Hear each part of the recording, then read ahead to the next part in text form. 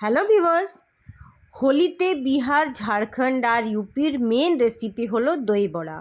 Super soft আর spongy বড়াগুলোকে ঠান্ডা ঠান্ডা দইয়ের ভেতরে দিয়ে ঝাল আর মিষ্টি চাটনি দিয়ে পরিবেশন করা হয়।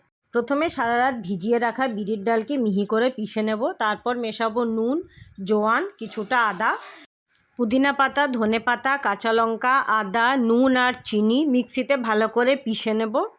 ঝাল চাটনিটা রেডি করে নেব। কড়াইয়ে তেল গরম করে বড়াগুলো এক একটা করে ভেজে নেব। লাল করে ভাজা হলে ওগুলোকে তুলে রাখবো। একটা পাত্রে গরম জল আর হিং মিশিয়ে ওটার মধ্যে বড়াগুলোকে 10 মিনিট চুবিয়ে রাখবো।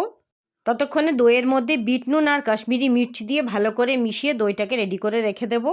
ওর হিং জলে ডুবানো বড়াগুলোকে এক একটা করে দইয়ের মধ্যে দেব। ওপর থেকে সবুজ চাটনি আর লাল চাটনিটা দেবো, তার উপরে দিয়ে দেবো ঝুরি ভাজা, আর ওপর থেকে চাট মশলা দিয়ে পরিবেশন করব দই বড়া।